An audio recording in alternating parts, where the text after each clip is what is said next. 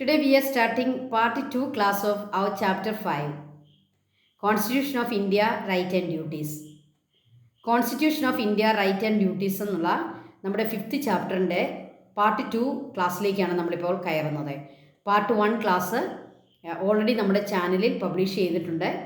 നിങ്ങൾ ആ class attend ചെയ്യണം. അറ്റൻഡ് ചെയ്തതിന് ശേഷം വേണം പാർട്ട് 2 ക്ലാസ് നിങ്ങൾ അറ്റൻഡ് ചെയ്യാൻ. ഓക്കെ, പാർട്ട് 1 ക്ലാസ്സിൽ ഇതിൻ്റെ ഇൻട്രഡക്ഷനും ഈ ചാപ്റ്ററിൻ്റെ അതിൻ്റെ എന്താണ് ഫസ്റ്റ് പേജുകളിലുള്ള എല്ലാ കാര്യങ്ങളും നമ്മൾ അവിടെ പഠിപ്പിച്ചിട്ടുണ്ട്. ഓക്കെ, അതിൻ്റെ കണ്ടിന്യൂവേഷനാണ് നമ്മുടെ പാർട്ട് 2.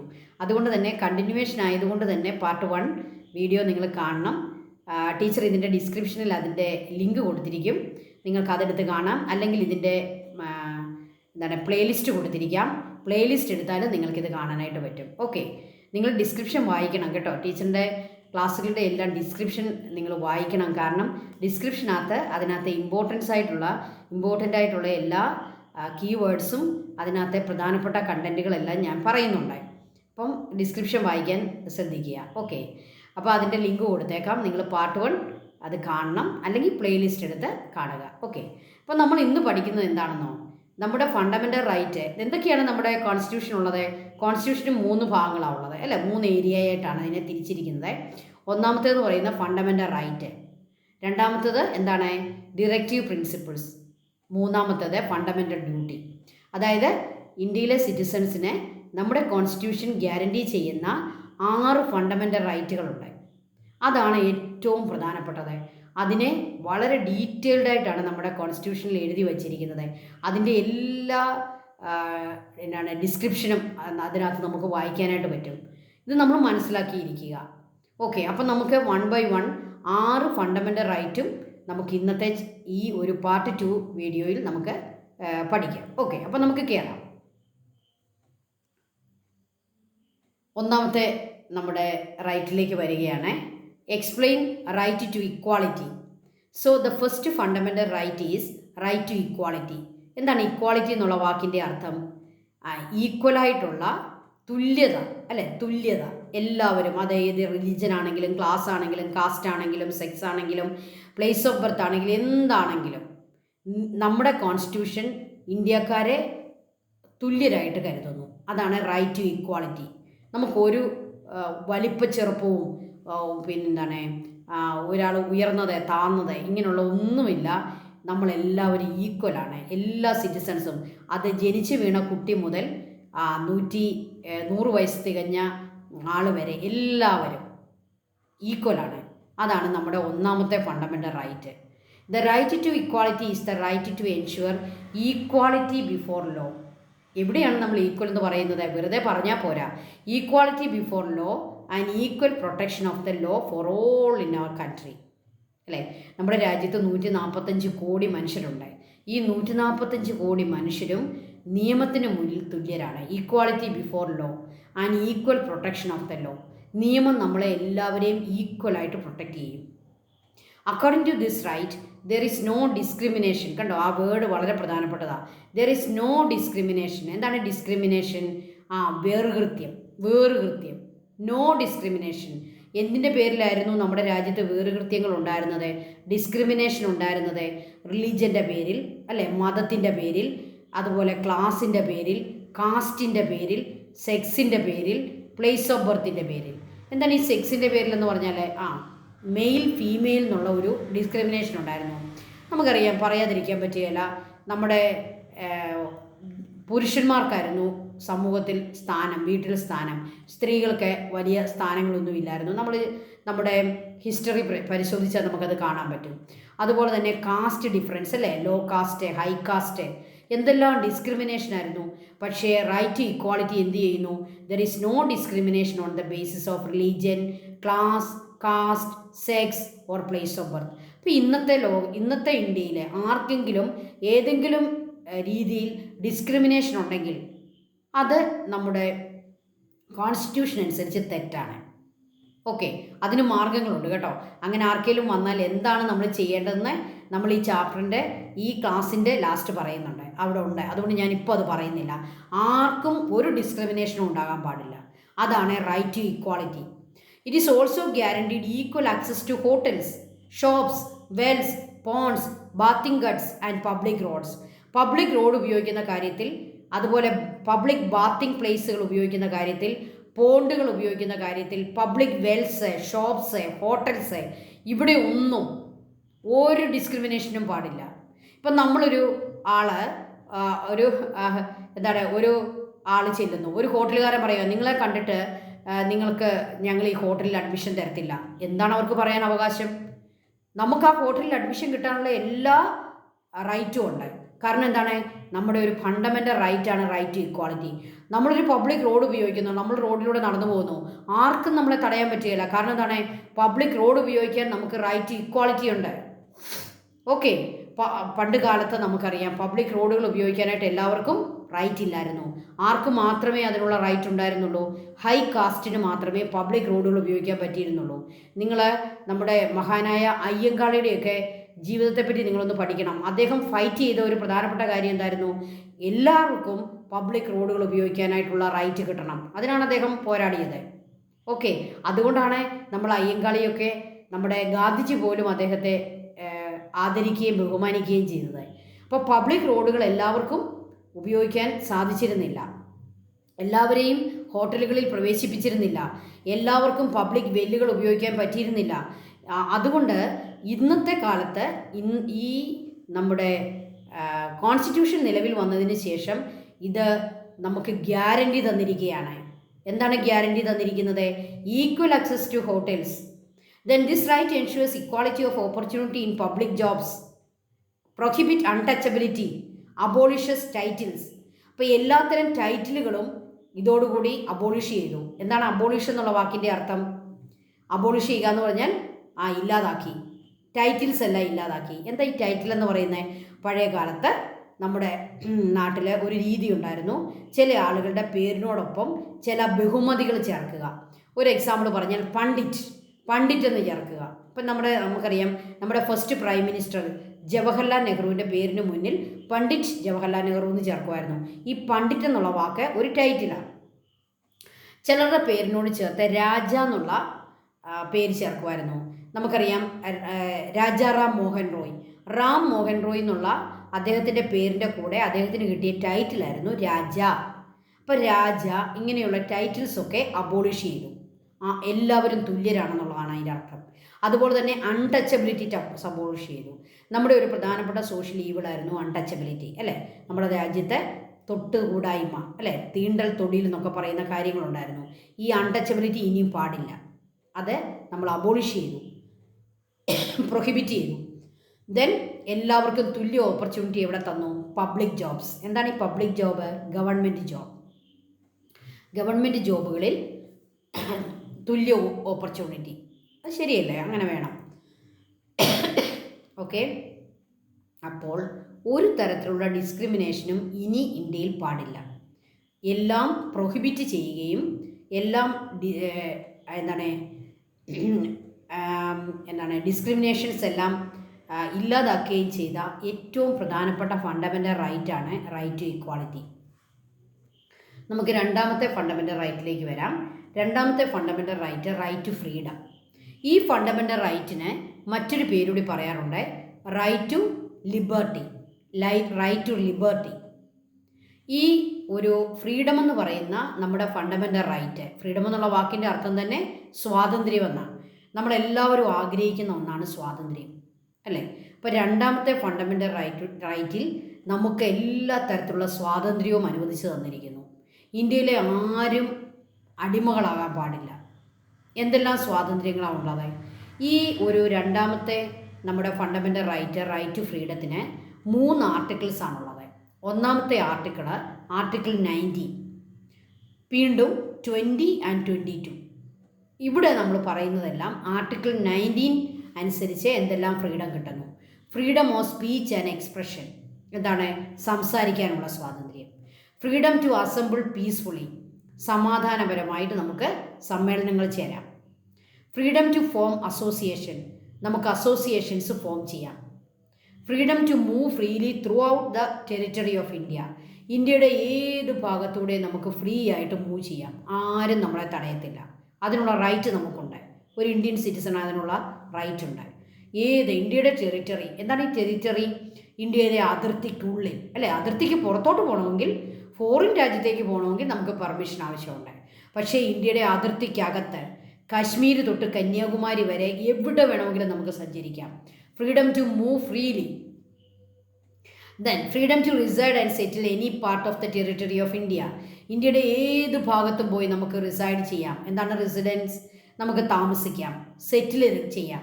ഒരു മലയാളി വിചാരിക്കുകയാണ് എനിക്ക് കാശ്മീരിൽ സെറ്റിൽ ചെയ്യണം. Okay, he has the freedom, അദ്ദേഹത്തിന് അത് ചെയ്യാം. അപ്പോൾ നമുക്ക് ഇന്ത്യയിൽ എവിടെ വേണമെങ്കിലും പോയി റിസൈഡ് ചെയ്യാം, സെറ്റിൽ ചെയ്യാം. Okay. Freedom to practise any profession. നമുക്ക് ഏത് ജോലി വേണമെങ്കിലും പ്രാക്ടീസ് ചെയ്യാം. എനിക്കൊരു ടീച്ചറാകണം, ഓക്കെ. എനിക്കൊരു അഡ്വക്കേറ്റ് ആകണം, ഓക്കെ. എനിക്കൊരു ഡോക്ടർ ആകണം, ഓക്കെ. അപ്പോൾ ഏത് പ്രൊഫഷൻ വേണമെങ്കിലും നമുക്ക് സ്വീകരിക്കാം, ഏത് ഓക്യുപ്പേഷൻ വേണമെങ്കിലും നമുക്ക് സ്വീകരിക്കാം. അതിനുള്ള ഫ്രീഡം നമുക്കുണ്ട്. Trade or business. നീ ട്രേഡാണ് വേണ്ടത്, yes, we have the freedom. Then business ചെയ്യണോ, yes, we have the freedom. അപ്പോൾ ഈ എല്ലാത്തരം ഫ്രീഡവും നമുക്ക് തരുന്ന ഫണ്ടമെൻ്റൽ റൈറ്റ് ഏതാണ്? Right to freedom. ഇത് ഏത് ആർട്ടിക്കിളിലാണ്? ആർട്ടിക്കിൾ 19. അപ്പോൾ നമുക്ക് 2022 എന്താ പറയുന്നത് നമുക്കൊന്ന് നോക്കാം. ആർട്ടിക്കിൾ 2022. ആർട്ടിക്കിൾ 20ൽ പറയുന്നത് റൈറ്റ് ടു എഡ്യൂക്കേഷൻ. അപ്പോൾ ടീച്ചർ പറഞ്ഞത് നിങ്ങൾ ഓർക്കുക, പാർട്ട് 1 വീഡിയോയിൽ ഞാൻ പറഞ്ഞിരുന്നു. എഡ്യൂക്കേഷൻ ആക്ട് എന്നും പറഞ്ഞ്, റൈറ്റ് ടു എഡ്യൂക്കേഷൻ ആക്ട് എന്നും പറഞ്ഞ് നമ്മളൊരു ആക്ട് ഉണ്ടാക്കിയിട്ടുണ്ട്. ഈ ആക്റ്റിൽ പറയുന്ന റൈറ്റ് ടു എഡ്യൂക്കേഷൻ വരുന്നതിന് മുമ്പ് തന്നെ നമ്മുടെ കോൺസ്റ്റിറ്റ്യൂഷൻ നമുക്കൊരു റൈറ്റ് ടു എഡ്യൂക്കേഷൻ തന്നിട്ടുണ്ട്. അത് ഏത് ഫണ്ടമെൻ്റൽ റൈറ്റിലാണെന്നൊരു ക്വസ്റ്റ്യൻ വരാറുണ്ട്. ഏത് റൈറ്റിലാണ്? Right to freedom. അപ്പോൾ റൈറ്റ് ടു എഡ്യൂക്കേഷൻ ഏത് ഫണ്ടമെൻ്റൽ റൈറ്റിലാണ് നമുക്ക് നൽകിയിരിക്കുന്നത്? In which fundamental right the constitution guarantee right to education? എന്താണ് ആൻസർ? Right to freedom. ഇനി ആർട്ടിക്കിൾ 22ൽ എന്താണ് പറയുക? Right to life and individual freedom. Right to life, ജീവിക്കാനുള്ള അവകാശം, അല്ലേ? റൈറ്റ് ടു ലൈഫ്, ജീവൻ സംരക്ഷിക്കാനുള്ള അവകാശം നമുക്ക് എല്ലാവർക്കും ഉണ്ട്. ഓക്കെ. അപ്പോൾ എല്ലാത്തരം ഫ്രീഡവും നമുക്ക് ലഭിക്കുന്നത് ഈ ഒരു ഫണ്ടമെൻ്റൽ റൈറ്റാണ് നമുക്കത് തരുന്നത്, റൈറ്റ് ടു ഫ്രീഡം. ഇത് എത്രാമത്തെ ഫണ്ടമെൻ്റൽ റൈറ്റാണ്? Second one. ഇനി നമുക്ക് മൂന്നാമത്തെ റൈറ്റിലേക്ക് പോകാം. Prepare a note on right against exploitation. Exploitation ആണ് നമുക്ക് ആർക്കും ഇഷ്ടമില്ലാത്തൊരു വാക്കായ എക്സ്പ്ലോയിറ്റേഷൻ, ചൂഷണം ചെയ്യുക. ഇന്ത്യക്കാരെ ഏറ്റവും കൂടുതൽ ചൂഷണം ചെയ്തത് ആരാണ്? ഒറ്റ വാക്യം നിങ്ങൾ പറയും, ബ്രിട്ടീഷുകാരാണെന്ന് പറയും, അല്ലേ? അവരെങ്ങനെയാണ് ഇന്ത്യക്കാരെ ചൂഷണം ചെയ്തത്? നമ്മൾ സെക്കൻഡ് ചാപ്റ്ററിൽ പഠിച്ചിട്ടുണ്ടായി. അവർ നമ്മളോട് വലിയ ടാക്സ് മേടിച്ചു, അല്ലേ? Huge tax. ഓക്കെ. അങ്ങനെ ഇന്ത്യയുടെ പണം മുഴുവൻ അവർ ഡ്രെയിൻ ചെയ്തുകൊണ്ട് പോയി. ദാദാഭായ് നവറോജി എന്താ നമ്മളോട് പറഞ്ഞത്? Drain theory. അതിനകത്ത് അദ്ദേഹം പറയുന്നു, നമ്മളെ എക്സ്പ്ലോയിറ്റ് ചെയ്തുണ്ടാക്കുന്ന ആ ഹ്യൂജ് ടാക്സിൻ്റെ പണം അത് ബ്രിട്ടനിലേക്ക് അവർ കൊണ്ടുപോയി. അങ്ങനെ ഇന്ത്യ ഒരു പോവർട്ടി ഉള്ള നേഷനാക്കി മാറ്റി, അല്ലേ? പോവർട്ടി. അപ്പോൾ നമ്മുടെ ഇന്ത്യക്കാർ ഏറ്റവും കൂടുതൽ സഹിച്ചതാണ് എക്സ്പ്ലോയിറ്റേഷൻ. അതുകൊണ്ട് നമ്മുടെ കോൺസ്റ്റിറ്റ്യൂഷൻ നിർമ്മിച്ചപ്പോൾ നമ്മുടെ കോൺസ്റ്റിറ്റ്യൂഷൻ ഫ്രെയിം ചെയ്ത ആളുകളെ നമുക്കൊരു ഫണ്ടമെൻ്റൽ റൈറ്റ് തന്നു. എന്താണ്? Right against exploitation. ഇന്ത്യയിലെ ആളുകൾ ആരും ഇനിയും എക്സ്പ്ലോയിറ്റേഷൻ സഹിക്കാൻ പാടില്ല. ഇപ്പോൾ എന്തൊക്കെയാണ് നമ്മുടെ നാട്ടിലുണ്ടായിരുന്ന എക്സ്പ്ലോയിറ്റേഷൻ? ഇത് നമുക്കൊന്ന് നോക്കാം. The constitution of India through the right against exploitation ensure a secured life by eliminating exploitation like slavery, human trafficking, forced labor, child labor. 4 എക്സ്പ്ലോയിറ്റേഷനാണ് നമ്മൾ പ്രൊഹിബിറ്റ് ചെയ്തിരിക്കുന്നത്. എന്തൊക്കെയാണ്? ഒന്നാമത്തേത് അടിമത്വം, സ്ലേവറി. 2 ഹ്യൂമൻ ട്രാഫിക്കിംഗ്, മനുഷ്യക്കടത്ത്. അടുത്തത് ഫോഴ്സ്ഡ് ലേബർ, നിർബന്ധിച്ച് ജോലി ചെയ്യിപ്പിക്കുക. ലാസ്റ്റ് ചൈൽഡ് ലേബർ, അല്ലേ? കുട്ടികളെ കൊണ്ട് പണിയെടുപ്പിക്കുക. ആരാ കുട്ടികളെന്ന് പറയുന്നത്? 14 വയസ്സിൽ ബിലോ ഉള്ളവർ, ബിലോ 14 ഏജ്. 14 വയസ്സിൽ താഴെയുള്ള ആളുകളെ കൊണ്ട് ജോലി ചെയ്യിപ്പിക്കുക, അത് ചൈൽഡ് ലേബറാണ്. അത് നമ്മൾ എക്സ്പ്ലോയിറ്റേഷനാണ്, പ്രൊഹിബിറ്റ് ചെയ്തു. ഫോഴ്സ്ഡ് ലേബർ, ആരെയും നിർബന്ധിച്ച് ജോലി എടുപ്പിക്കാൻ പാടില്ല. അതുണ്ടായിരുന്നു, നമ്മുടെ രാജ്യത്ത് അതുണ്ടായിരുന്നു. അത് നമ്മൾ പ്രൊഹിബിറ്റ് ചെയ്തു ഈ ഒരു റൈറ്റോടുകൂടി. ദെൻ സ്ലേവറി, നമുക്കറിയാം, കൂലി കൊടുക്കാതെ ജോലി ചെയ്യിപ്പിക്കുന്നതാണ് സ്ലേവറി, അല്ലേ? പണം കൊടുത്തിട്ട് നമ്മൾ ജോലി ചെയ്യിപ്പിക്കുന്ന ഒരിക്കലും സ്ലേവറി അല്ല. പണം കൊടുക്കാതെ, പ്രതിഫലം ഒന്നും കൊടുക്കാതെ നമ്മൾ ആരെക്കൊണ്ടെങ്കിലും ജോലി ചെയ്യിപ്പിച്ചാൽ അത് സ്ലേവറിയാണ്. അത് പ്രൊഹിബിറ്റ് ചെയ്തിരിക്കുകയാണ്. കാരണം എന്താണ്? നമ്മുടെ റൈറ്റാണ് ഇങ്ങനെ സ്ലേവറി വേണ്ട. അതുപോലെ ഹ്യൂമൻ ട്രാഫിക്കിംഗ്, മനുഷ്യക്കടത്ത്. നമുക്കറിയാം, ആളുകളെ പറ്റിച്ച് ജോലി കൊടുക്കാമെന്ന് പറഞ്ഞ് അവരെ എവിടെയെങ്കിലും കൊണ്ടുപോയി അവരെ കൊണ്ട് മറ്റ് ജോലികളൊക്കെ ചെയ്യിപ്പിക്കുക. അതാണ് ഹ്യൂമൻ ട്രാഫിക്കിംഗ്. അതും പ്രൊഹിബിറ്റ് ചെയ്തിരിക്കുന്നു. അപ്പം നിങ്ങളോട് ഇതൊക്കെ പറഞ്ഞിട്ട് ചോദിക്കും, ഇതൊക്കെ എലിമിനേറ്റ് ചെയ്തത് ഏത് റൈറ്റ് കൊണ്ടാണ്? അപ്പം നിങ്ങൾ എഴുതണം റൈറ്റ് എഗനിസ്റ്റ് എക്സ്പ്ലോയിറ്റേഷൻ. അപ്പോൾ ഹ്യൂമൻ ട്രാഫിക്കിങ്ങിനെതിരെ വന്നിരിക്കുന്ന റൈറ്റ് ഏതാണ്? ഉടനെ എന്തെഴുതിക്കോണം? Right against exploitation. സ്ലേവറി നമ്മൾ അബോളിഷ് ചെയ്തത് ഏത് റൈറ്റ് വെച്ചാണ്? Right against exploitation. Okay. Child labour നമ്മൾ അവസാനിപ്പിച്ചത് ഏത് റൈറ്റ് വെച്ചാണ്? ഇന്നത്തെ കാലത്ത് ആർക്കും ചൈൽഡ് ലേബർ ചെയ്യാൻ പറ്റുകയില്ല. പഴയ കാലത്ത് നമുക്കറിയാം, കുട്ടികളെ കൊണ്ട് മൈനുകളിലൊക്കെ ജോലി ചെയ്യിപ്പിച്ചിരുന്നു. അതുപോലെ ഹോട്ടലുകളിലുമൊക്കെ കൊച്ചു കുട്ടികളെ കൊണ്ട് ജോലി ചെയ്യിപ്പിച്ചിരുന്നു. ഇന്ന് നമ്മൾ അങ്ങനെ ഏതെങ്കിലും പ്രവൃത്തി ചെയ്താൽ നമ്മൾ ജയിലിൽ പോകും. കാരണം എന്താണ്? ആ റൈറ്റ് എഗനിസ്റ്റ് എക്സ്പ്ലോയിറ്റേഷൻ എന്നുള്ള ഫണ്ടമെൻ്റൽ റൈറ്റിന് വിരുദ്ധമായിട്ടാണ് നമ്മൾ പ്രവർത്തിക്കുക. അങ്ങനെ വന്നാൽ നമ്മൾ ജയിലാണ് നമുക്ക് കിട്ടുന്നത്. അപ്പോൾ എല്ലാത്തരം എക്സ്പ്ലോയിറ്റേഷനും എലിമിനേറ്റ് ചെയ്യുന്ന ഒരു റൈറ്റാണ് right against exploitation. Article 23 of the Constitution prohibit all forms of forced labor and human trafficking, declaring them illegal. നമ്മൾ ഫോഴ്സ്ഡ് ലേബറോ ഹ്യൂമൻ ട്രാഫിക്കിങ്ങോ ചെയ്താൽ അത് ഇല്ലീഗലാണ്, നമ്മൾ ജയിലിൽ പോകും. എന്താണ് ഇല്ലീഗൽ എന്നുള്ള വാക്കിൻ്റെ അർത്ഥം? അത് നിയമവിരുദ്ധമാണ്, അങ്ങനെ ചെയ്യാൻ പാടില്ല. Then according to Article 24, employing children under age of 14 in mines, factories and other hazardous workplace is prohibited. അപ്പോൾ കുട്ടികളെ, അതായത് 14 ഏജിന് താഴെയുള്ളവരെ, അണ്ടർ ദ ഏജ് ഓഫ് 14 മൈനുകളിലോ ഫാക്ടറികളിലോ അല്ലെങ്കിൽ അതുപോലുള്ള ഹസാഡസ് വർക്ക് പ്ലേസ്. എന്താണ് ഈ ഹസാഡസ്? അപകടം പിടിച്ച ജോലികളിൽ അവരെ ഏർപ്പെടുത്തുന്നത് ആർട്ടിക്കിൾ 24 അനുസരിച്ച് കുറ്റകരമാണ്. അതെല്ലാം പ്രൊഹിബിറ്റ് ചെയ്തിരിക്കുകയാണ്. ഇതെല്ലാം വരുന്നത് നമ്മുടെ ഒരൊറ്റ റൈറ്റിലാണ്, റൈറ്റ് എഗനിസ്റ്റ് എക്സ്പ്ലോയിറ്റേഷൻ. അപ്പോൾ ഈ റൈറ്റ് വന്നതോടുകൂടി ഇന്ത്യയിൽ എല്ലാത്തരം എക്സ്പ്ലോയിറ്റേഷനും പ്രൊഹിബിറ്റ് ചെയ്തിരിക്കുന്നു, ഇല്ലീഗലാക്കിയിരിക്കുന്നു. ഈ വേർഡ്സ് എല്ലാം പഠിച്ചു വെക്കുക.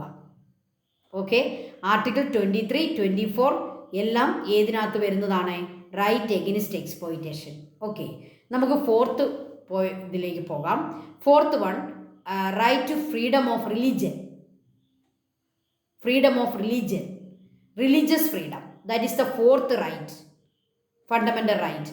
നാലാമത്തെ നമ്മുടെ ഫണ്ടമെൻ്റൽ റൈറ്റ് ആണ് right to freedom of religion. നമുക്കറിയാം, ഇന്ത്യ മറ്റ് ലോകരാജ്യങ്ങളിൽ നിന്നും തികച്ചും വ്യത്യസ്തമായിരിക്കുന്നത് ഇന്ത്യയിൽ എല്ലാ മതങ്ങളും പ്രവർത്തിക്കുന്നുണ്ട്. ഏതൊക്കെയാണ് ഇന്ത്യയിലെ പ്രബല മതങ്ങൾ?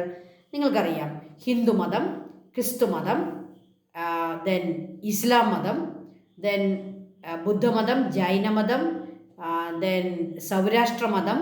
ഇങ്ങനെ അനേകം മതങ്ങളുള്ള ഒരു രാജ്യമാണ് നമ്മുടെ ഇന്ത്യ. അതുകൊണ്ട് തന്നെ ഇന്ത്യൻ കോൺസ്റ്റിറ്റ്യൂഷൻ നമുക്ക് എന്ത് തരുന്നു? റിലീജിയസ് ഫ്രീഡം തരുന്നു. അത് നമ്മൾ പ്രത്യേകം പഠിക്കണം. മിക്കവാറും ഒക്കെ ക്വസ്റ്റ്യൻ വരുന്നതാണ്, what is the meaning of fundamental right religious freedom of religion. The Constitution allows everyone in India the freedom to profess and propagate and practice any acceptable religion. ഇവിടെ നിങ്ങൾ acceptable religion എന്നുള്ള വാക്ക് ശ്രദ്ധിക്കുക. അതായത് ഒരാളെ ഏതെങ്കിലും പ്രശ്നമുള്ള ഒരു റിലീജിയൻ ഉണ്ടാക്കിയിട്ട് ആളുകളെ അതിലേക്ക് ചേർക്കുക, ഇതൊന്നും നടക്കത്തില്ല. അതൊന്നും അല്ല ഇവിടെ ഉദ്ദേശിക്കുന്നത്. അക്സെപ്റ്റബിൾ ആയിട്ടുള്ള എന്ന് പറഞ്ഞാൽ നമുക്ക് വിശ്വസനീയമായ, നമുക്ക് അക്സെപ്റ്റ് ചെയ്യാനായിട്ടുള്ള, അതുപോലെ ധാർമ്മികതയുള്ള റിലീജിയൻസിൽ ഏതിൽ വേണമെങ്കിലും നമുക്ക് we can propagate and practice. നമുക്കത് അനുഷ്ഠിക്കാനും അത് പ്രൊപ്പഗേറ്റ് ചെയ്യാനും അത് പ്രൊഫസ് ചെയ്യാനും അത് പറയാനും അതിനെ പ്രഘോഷിക്കാനും അതിനെ പ്രാക്ടീസ് ചെയ്യാനും നമുക്കിഷ്ടമുള്ള മതത്തിൽ നമുക്ക് വിശ്വസിക്കാം. പക്ഷേ ആ റിലീജിയൻ എങ്ങനെയുള്ളതായിരിക്കണം? അക്സെപ്റ്റബിൾ റിലീജിയൻ ആയിരിക്കണം. ഓക്കെ. ടീച്ചർ ഇപ്പം പേര് പറഞ്ഞ എല്ലാ റിലീജിയൻസും അക്സെപ്റ്റബിൾ റിലീജിയൻസ് ആണ്, നമുക്ക് അവിടെയൊക്കെ വിശ്വസിക്കാം. അത് നമുക്ക് ആരാണ് തന്നിരിക്കുന്നത്? അതിനുള്ള ഫ്രീഡം. അത് നമ്മുടെ റൈറ്റ് ആണ്, right to freedom of religion. This right include the freedom to act according to their conscience. അവരുടെ ഇഷ്ടമനുസരിച്ച് നമുക്ക് ആക്ട് ചെയ്യാം. ഒരു റിലീജിയനിൽ വിശ്വസിക്കുന്ന ഒരാൾക്ക് അയാളുടെ മനസ്സനുസരിച്ച് അയാൾക്ക് പ്രവർത്തിക്കാം. The right to freedom of religion guarantee equal treatment and equal protection to all religion. നമ്മുടെ രാജ്യം എല്ലാ റിലീജിയൻസിനെയും എങ്ങനെ പരിഗണിക്കണം? Equal treatment. ജനങ്ങളുടെ എണ്ണം നോക്കിയിട്ടല്ല ആ മതത്തിന് പ്രാധാന്യം കൊടുക്കേണ്ടത്. ഒരാളെ ഉള്ളൊരു മതത്തിലെങ്കിലും അതിനും ഒരു ഭൂരിപക്ഷം പേരും അംഗമായിരിക്കുന്ന ഒരു മതവും 2 പേരുള്ള ഒരു മതവും നമ്മുടെ രാജ്യം അതിനെ എങ്ങനെ ട്രീറ്റ് ചെയ്യണം? ഈക്വലായിട്ട് ട്രീറ്റ് ചെയ്യണം. അതാണ് right to religious freedom of religion and equal protection to all religion. എല്ലാ മതങ്ങൾക്കും തുല്യ പ്രൊട്ടക്ഷൻ കൊടുക്കണം. അതാണ് ഈ ഒരു പർട്ടിക്കുലർ ഫണ്ടമെൻ്റൽ റൈറ്റിലൂടെ നമ്മുടെ രാജ്യം അല്ലെങ്കിൽ നമ്മുടെ കോൺസ്റ്റിറ്റ്യൂഷൻ മീൻ ചെയ്യുക. അതിൻ്റെ അർത്ഥം അതാണ്. We can profess, we can propagate, we can practice any acceptable religion. This religious freedom guarantee equal treatment and equal protection to all religions. Okay, അപ്പോൾ ഏത് മതത്തിൽ വേണമെങ്കിലും നമുക്ക് വിശ്വസിക്കാൻ കിട്ടുന്ന സ്വാതന്ത്ര്യത്തെയാണ് ഈ ഫണ്ടമെൻ്റൽ റൈറ്റ് അർത്ഥമാക്കുന്നത്, റിലീജിയസ് ഫ്രീഡം. അടുത്ത fundamental right explain cultural and educational right. Cultural and educational right, അങ്ങനെ ഒരു പ്രധാനപ്പെട്ട റൈറ്റ് ഉണ്ട്. പലപ്പോഴും കുട്ടികൾ മറന്നു പോകുന്ന ഒരു റൈറ്റാണ് കൾച്ചറൽ ആൻഡ് എഡ്യൂക്കേഷണൽ റൈറ്റ്. എന്താണ് ഈ കൾച്ചറൽ ആൻഡ് എഡ്യൂക്കേഷണൽ റൈറ്റ് എന്നോ? ഞാൻ ഇതിൻ്റെ സിമ്പിളായിട്ടങ്ങ് പറഞ്ഞേക്കാം. ഈ റൈറ്റ് എല്ലാവർക്കും ഉള്ളതല്ല. ഇത് മൈനോറിറ്റീസിനുള്ള റൈറ്റാണ് ഈ കൾച്ചറൽ ആൻഡ് എഡ്യൂക്കേഷണൽ റൈറ്റ്. അപ്പോൾ കൾച്ചറൽ ആൻഡ് എഡ്യൂക്കേഷണൽ റൈറ്റ് എന്നുള്ള നമ്മുടെ ഫണ്ടമെൻ്റൽ റൈറ്റ് കണ്ടാൽ നിങ്ങൾ ആ സമയം തന്നെ നിങ്ങളുടെ മനസ്സിലേക്ക് വരേണ്ട ഒരു വേർഡാണ് മൈനോറിറ്റീസ്. ആരാണ് മൈനോറിറ്റീസ്? റിലീജിയസ് ആയിട്ടോ അല്ലെങ്കിൽ ലാംഗ്വേജ് പരമായിട്ടോ അല്ലെ കൾച്ചർ പരമായിട്ടോ കുറച്ചാളുകളുള്ള വിഭാഗത്തെയാണ് മൈനോറിറ്റി എന്ന് പറയുന്നത്. അവർ കുറച്ച് പേരേ ഉള്ളൂ. അപ്പോൾ എന്താണ് അതിൻ്റെ ഓപ്പോസിറ്റ്? മജോറിറ്റി. അതായത് ഒത്തിരി ആളുകളുള്ള ഒരു മതം, കുറച്ചാളുകളുള്ള ഒരു മതം. അപ്പോൾ ഇതിലേതാണ് മൈനോറിറ്റി? കുറച്ചാളുകളുള്ള മതമാണ് മൈനോറിറ്റി. ഭൂരിപക്ഷം പേരും ഒരു ലാംഗ്വേജ് പറയുന്നു. For example Hindi. ഇന്ത്യയിലെ ഭൂരിപക്ഷം പേര് ഹിന്ദി പറയുന്നു. അപ്പോൾ അതൊരു മൈനോറിറ്റി ലാംഗ്വേജ് അല്ല. എന്നാൽ കൊങ്കണി ലാംഗ്വേജ് എടുക്കുക, കുറച്ചാളുകൾ ആയിരങ്ങൾ മാത്രമേ കൊങ്കണി പറയുന്നുള്ളൂ. അപ്പോൾ കൊങ്കണി ലാംഗ്വേജ് ഒരു മൈനോറിറ്റി ലാംഗ്വേജ് ആണ്. ഇനി കേരളത്തിലെ സ്ഥിതി എടുത്തേ. നമ്മുടെ കേരളത്തിൽ 3.5 കോടി ആൾക്കാരുണ്ട്. ഓക്കെ, ഈ 3.5 കോടി ആൾക്കാരിൽ ഭൂരിപക്ഷം പേരും പറയുന്ന ലാംഗ്വേജ് ഏതാണ്? മലയാളമാണ്. അപ്പോൾ മലയാളം കേരളത്തിലൊരു മൈനോറിറ്റി ലാംഗ്വേജ് ആണോ? നോ. മലയാളം സ്പീക്കിംഗ് പീപ്പിൾ എന്ന് പറയുന്നത് ഇവിടെ മൈനോറിറ്റി അല്ല, അത് മജോറിറ്റിയാണ്. എന്നാൽ കേരളത്തിൽ കുറച്ചാളുകളെ, ഒരു 200 പേര് തമിഴ് പറയുന്നവരുണ്ട്. അപ്പോൾ തമിഴ് കേരളത്തിൽ എന്താണ്? ഒരു മൈനോറിറ്റികളാണ്. തമിഴ് പറയുന്ന ആൾക്കാർ ഇവിടെ മൈനോറിറ്റിയാണ്. കന്നഡ പറയുന്ന ആൾക്കാരെ കേരളത്തിൽ ആരാണ്? മൈനോറിറ്റിയാണ്. എന്നാൽ കർണാടകയിൽ ചെല്ലുമ്പോൾ സ്ഥിതി മാറി. കർണാടക എന്ന് പറയുന്ന സ്റ്റേറ്റിൽ ഭൂരിപക്ഷം പേരും പറയുന്ന, അവരുടെ മജോറിറ്റി ആൾക്കാരും പറയുന്ന ലാംഗ്വേജ് ഏതാണ്? കന്നഡ. അപ്പോൾ അവർ മജോറിറ്റിയാണ്. എന്നാൽ അവിടെ മലയാളം പറയുന്ന കുറച്ച് ആളുകളുണ്ടെങ്കിൽ അവിടെ മലയാളികൾ ആരാണ്? മൈനോറിറ്റിയാണ്. ഇപ്പം നിങ്ങൾക്ക് ഏകദേശം ലാംഗ്വേജിൽ മൈനോറിറ്റി ആരാണെന്ന് മനസ്സിലായി, റിലീജിയനിൽ മൈനോറിറ്റി ആരാണെന്ന് മനസ്സിലായി. അപ്പോൾ റിലീജിയസ് മൈനോറിറ്റീസ് ഇന്ത്യയിൽ ആരൊക്കെ ആകാം? ക്രിസ്ത്യൻസ്, മുസ്ലിംസ്, ബുദ്ധിസ്റ്റ്, പാഴ്സി, അതുപോലെ തന്നെ ജൈൻസ്, ഇവരൊക്കെ മൈനോറിറ്റിയാണ്, കുറച്ച് ആളുകളെ ഉള്ളൂ. എന്നാൽ ഹിന്ദുസ് ഇവിടെ മജോറിറ്റിയാണ്, കാരണം ഭൂരിപക്ഷം പേരും ഹിന്ദുസാണ്. ഓക്കെ, അങ്ങനെ മൈനോറിറ്റീസിനെ അവർ റിലീജിയസ് മൈനോറിറ്റി ആകട്ടെ, ലാംഗ്വേജ് മൈനോറിറ്റി ആകട്ടെ, സ്ക്രിപ്റ്റ് മൈനോറിറ്റി ആകട്ടെ, കൾച്ചർ മൈനോറിറ്റി ആകട്ടെ, ഏത് തരത്തിലും മൈനോറിറ്റീസിനെ പ്രൊട്ടക്റ്റ് ചെയ്യാനുള്ള ഒരു ഫണ്ടമെൻ്റൽ റൈറ്റാണ് cultural and educational right. Cultural and educational rights are the means for minorities to preserve and develop their culture, language and script. അപ്പോൾ മൈനോറിറ്റീസിനെ അവരുടെ കൾച്ചറും അവരുടെ റിലിജനും അവരുടെ കാസ്റ്റും അവരുടെ ലാംഗ്വേജും സ്ക്രിപ്റ്റും ഒക്കെ പ്രൊട്ടക്റ്റ് ചെയ്യാൻ വേണ്ടി നമ്മളൊരു പ്രത്യേക പരിഗണന അവർക്ക് കൊടുക്കുന്നു. അതാണ് cultural and educational right. According to all religious, linguistic and cultural minorities have the right to establish and run their own education institution. ഇതിന് ക്ലിയർ കട്ടായിട്ട് പറഞ്ഞാൽ ഒറ്റ കാര്യമേ ഉള്ളൂ. ഈ മൈനോറിറ്റീസിനെ സ്വന്തം സ്കൂൾ നടത്താനുള്ള അവകാശമുണ്ട്. അപ്പോൾ ക്രിസ്ത്യൻസിന് അവരുടെ സ്കൂളുകൾ നടത്താം, മുസ്ലിംസിന് അവരുടേതായ സ്കൂളുകൾ നടത്താം, ബുദ്ധിസ്റ്റുകൾക്കും പാഴ്സികൾക്കും അവരുടെ സ്കൂളുകൾ നടത്താം. അതുപോലെ തന്നെ ഒരു സ്ഥലത്ത് ഒരു ലിംഗ്വിസ്റ്റിക് മൈനോറിറ്റി, ലാംഗ്വേജ് മൈനോറിറ്റി ഉണ്ടെങ്കിൽ അവർക്കൊരു കന്നഡ മീഡിയം സ്കൂള് കേരളത്തിൽ തുടങ്ങാം. കാരണം എന്താ? അവരവിടെ മൈനോറിറ്റിയാണ്. ഒരു തമിഴ് മീഡിയം സ്കൂൾ കേരളത്തിൽ തുടങ്ങാം. കാരണം എന്താ? തമിഴൻസ് ഇവിടെ മൈനോറിറ്റിയാണ്. അപ്പോൾ അവർക്കൊരു തമിഴ് മീഡിയം സ്കൂൾ തുടങ്ങാം.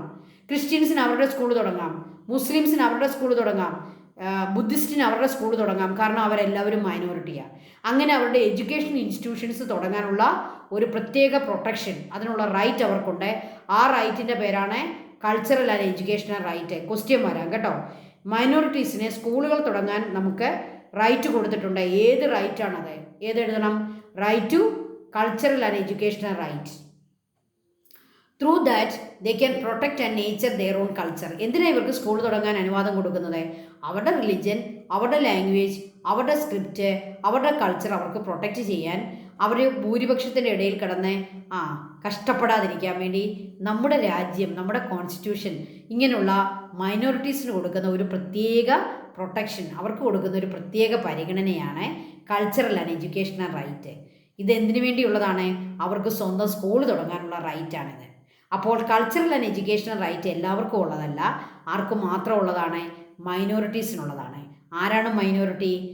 ലാംഗ്വേജ് പരമായോ റിലീജിയസ് പരമായോ കൾച്ചർ പരമായോ സ്ക്രിപ്റ്റ് പരമായോ കുറച്ചാളുകൾ ഉള്ളതിനെയാണ്, ഒരു ഫ്യൂവർ പേഴ്സൺസ് ഉള്ളതിനെയാണ് മൈനോറിറ്റി എന്ന് പറയുക. Okay, then what do you mean by the word minority? Minority എന്നുള്ള വാക്കിൻ്റെ അർത്ഥം എന്താണ്?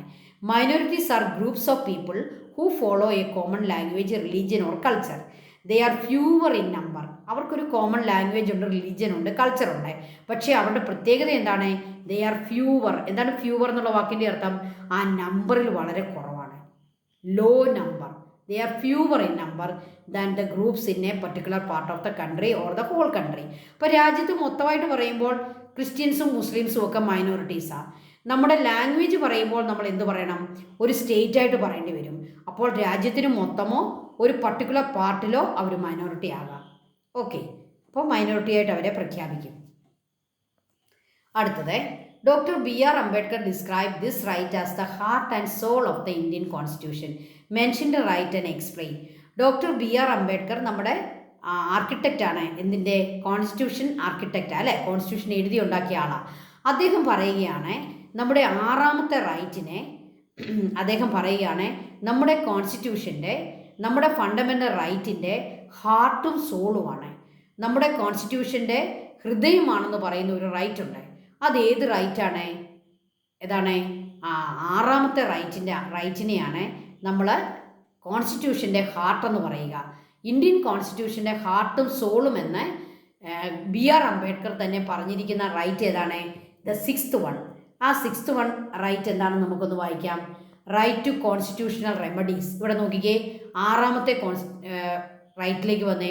Right to constitutional remedies.